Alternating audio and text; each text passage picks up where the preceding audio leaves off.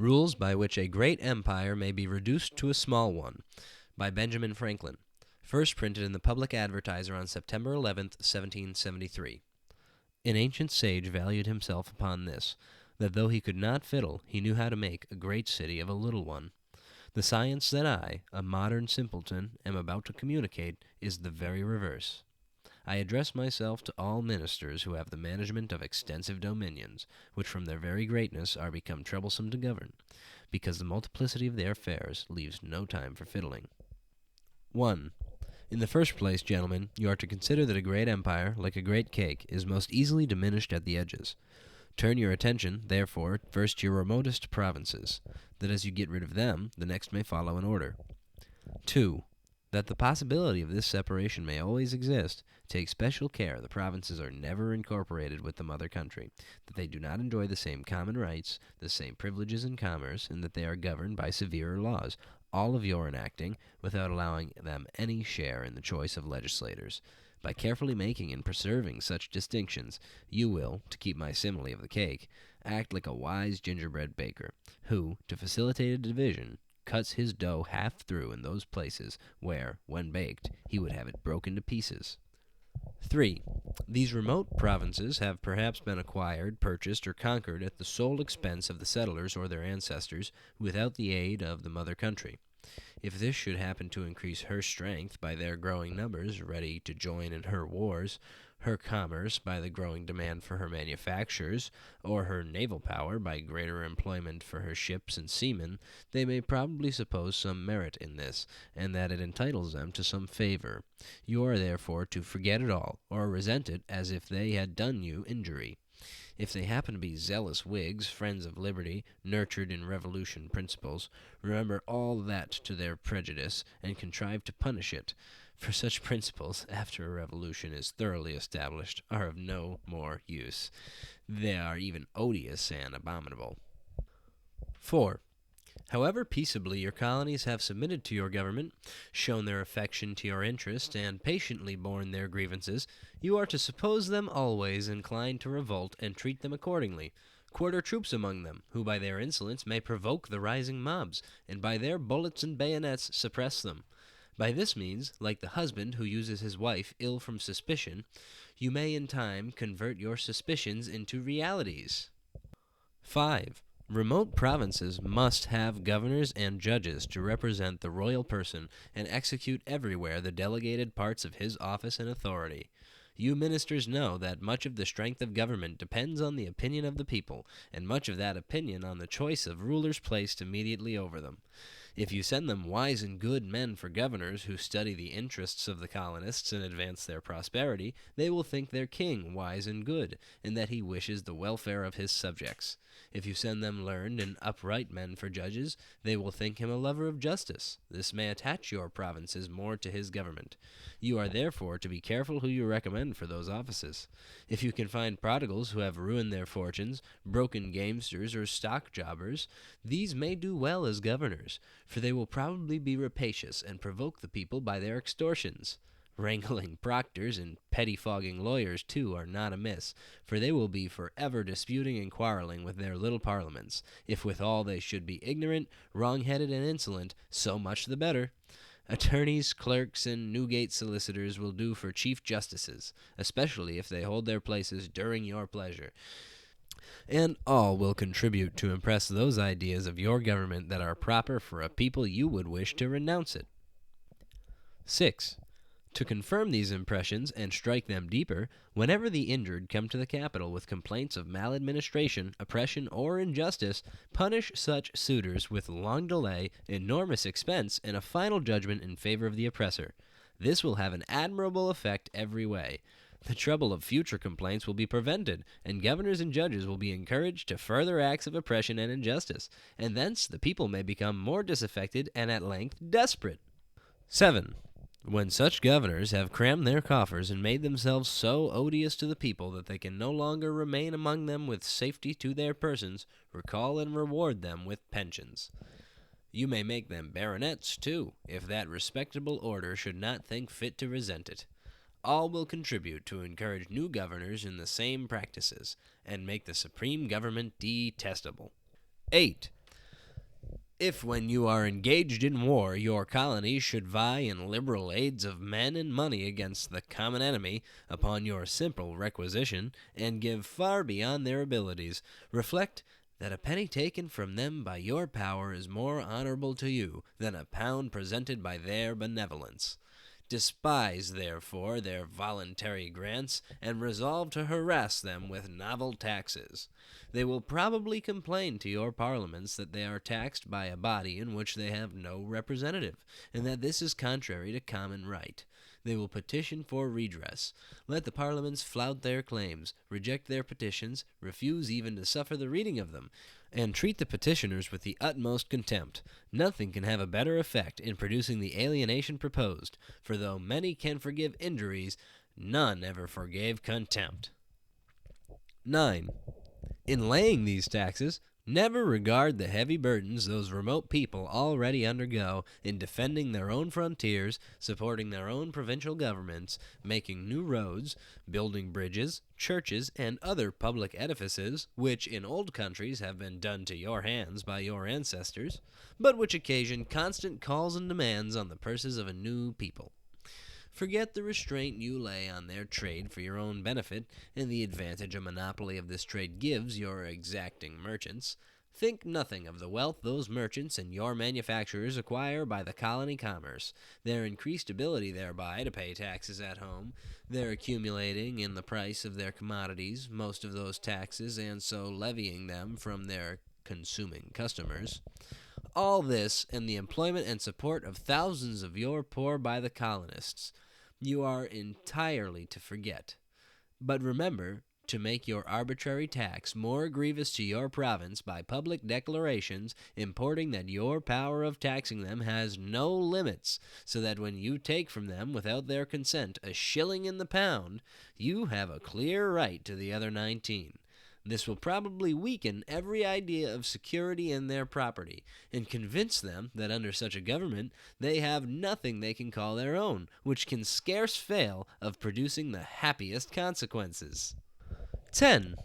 Possibly, indeed, some of them might still comfort themselves and say, though we have no property, we have yet something left that is valuable. We have constitutional liberty, both of person and of conscience. This king, these lords, and these commons, who it seems are too remote from us to know us and feel for us, cannot take from us our habeas corpus right, or our right to trial by a jury of our neighbors. They cannot deprive us of the exercise of our religion, alter our ecclesiastical constitutions, and compel us to be papists if they please, or Mahometans. To annihilate this comfort, begin by laws to perplex their commerce with infinite regulations impossible to be remembered and observed. Ordain seizures of their property for every failure, take away the trial of such property by jury, and give it to arbitrary judges of your own appointing, and of the lowest characters in the country, whose salaries and emoluments are to arise out of the duties or condemnations, and whose appointments are during pleasure. Then let there be a formal declaration of both houses that opposition to your edicts is treason, and that persons suspected of treason in the provinces may, according to some obsolete law, be seized and sent to the metropolis of the empire for trial, and pass an act that those there charged with certain other offenses shall be sent away in chains from their friends and country, to be tried in the same manner for felony. Then erect a new court of inquisition among them, accompanied by an armed force, with instructions to transport all such suspected persons to be ruined by the expense if they bring over evidences to prove their innocence, or be found guilty and hanged if they can't afford it. And lest the people should think you cannot possibly go any farther, pass another solemn declaratory act that, quote, kings, lords, and commons hath, and of right ought to have, full power and authority to make statutes of sufficient force and validity to bind the unrepresented provinces in all cases whatsoever. This will include spiritual with temporal, and taken together must operate wonderfully to your purpose, by convincing them that they are at present under a power something like that spoken of in the Scriptures, which can not only kill their bodies, but damn their souls to all eternity, by compelling them, if it pleases, to worship the devil. 11.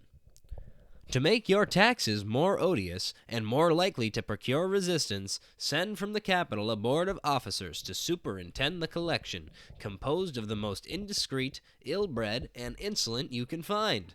Let these have large salaries out of the extorted revenue, and live in grating luxury upon the sweat and blood of the industrious, whom they are to worry continually with groundless and expensive prosecutions before the above-mentioned arbitrary revenue judges, all at the cost of the party prosecuted, though acquitted, because the king is to pay no costs. Let these men, by your order, be exempted from all the common taxes and burdens of the province, though they and their property are protected by its laws. If any revenue officers are suspected of the least tenderness for the people, discard them. If others are justly complained of, protect and reward them. If any of the under-officers behave so as to provoke the people to drub them, promote those to better offices.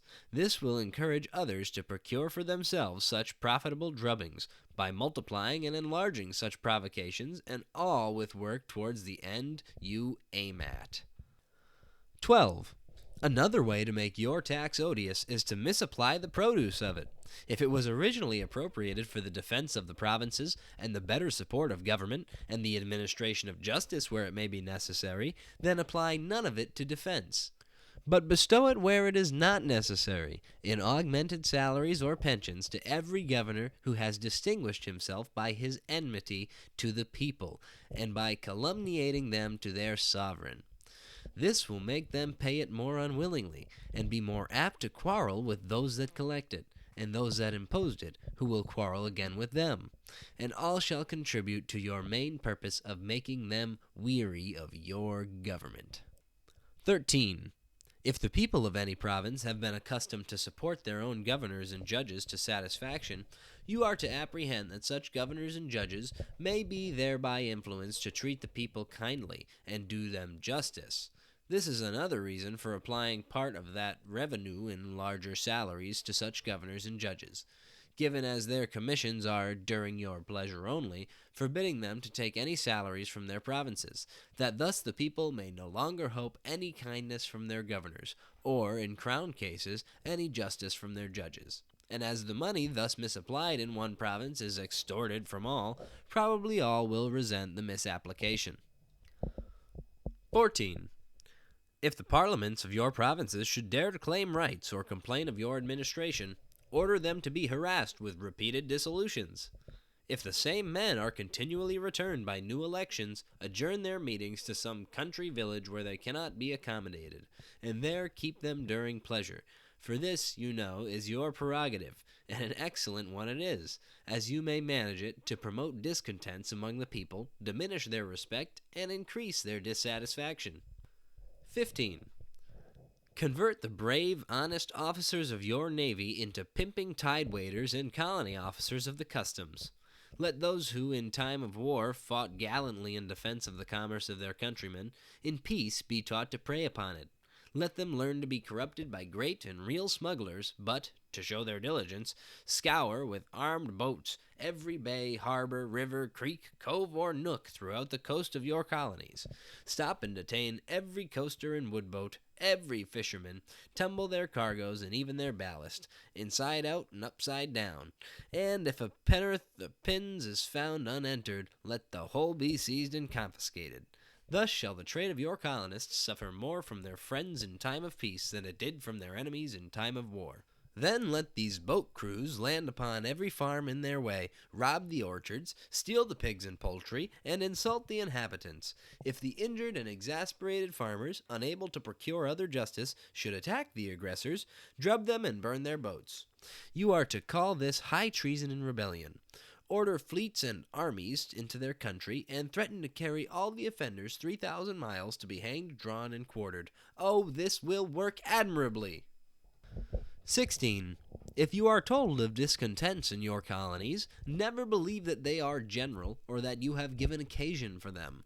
Therefore do not think of applying any remedy, or of changing any offensive measure. Redress no grievance, lest they should be encouraged to demand the redress of some other grievance. Grant no request that is just and reasonable, lest they should make another that is unreasonable. Take all your informations of the state of the colonies from your governors and officers in enmity with them. Encourage and reward these leasing makers. Secrete their lying accusations, lest they should be confuted. But act upon them as the clearest evidence, and believe nothing you hear from the friends of the people. Suppose all their complaints to be invented and promoted by a few factitious demagogues, whom, if you could catch and hang, all would be quiet. Catch and hang a few of them accordingly, and the blood of the martyrs shall work miracles in favor of your purpose. 17.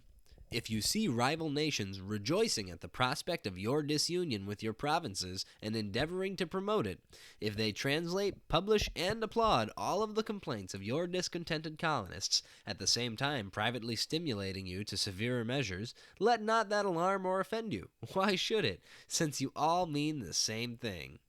18. If any colony should, at their own charge, erect a fortress to secure their port against the fleets of a foreign enemy, get your governor to betray that fortress into your hands. Never think of paying what it costs the country for what would look, at least, like some regard for justice, but turn it into a citadel to awe the inhabitants and curb their commerce. If they should have lodged in such fortress the very arms they bought and used to aid you in your conquests, seize them all. 'Twill provoke the ingratitude added to robbery. One admirable effect of these operations will be to discourage every other colony from erecting such defenses, and so their and your enemies may more easily invade them, to the great disgrace of your government and, of course, the furtherance of your project. 19. Send armies into their country under pretense of protecting the inhabitants, but instead of garrisoning the forts on their frontiers with those troops to prevent incursions, demolish those forts and order the troops into the heart of the country, that the savages may be encouraged to attack the frontiers and that the troops may be protected by the inhabitants. This will seem to proceed from your ill will or your ignorance, and contribute farther to produce and strengthen an opinion among them that you are no longer fit to govern them. 20. Lastly, invest the general of your army in the provinces with great and unconstitutional powers, and free him from the control of even your own civil governors. Let him have troops now under his command, with all the fortresses in his possession, and who knows but, like some provincial generals in the Roman Empire, and encouraged by the universal discontent you have produced, he may take it into his head to set up for himself. If he should, and you have carefully practiced these few excellent rules of mine, take my word for it, all the provinces will immediately join him, and you will that day, if you have not done it sooner, get rid of the trouble of governing them, and all the plagues attending their commerce and connection from thenceforth and forever.